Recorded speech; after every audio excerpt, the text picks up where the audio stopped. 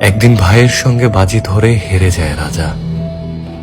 শর্তমতে ভাইয়ের জন্য এক রাজকন্যাকে অপহরণ করতে গেল। সেদিন ছিল বৃষ্টি। সন্ধ্যার আলো আধারি বেলায় রাজকন্যার প্রাসাদ ছিল জনশূন্য।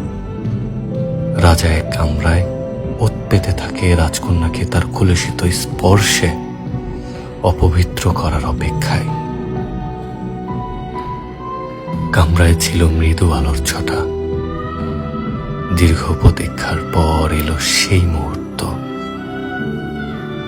রাজকন্যার পা পড়ে কামরায়। রাজাকে দেখে রাজকন্যার চোখে ফুটে ওঠে এক বিস্ময় ভীতি। কাপা স্বরে প্রশ্ন করে, কে আপনি?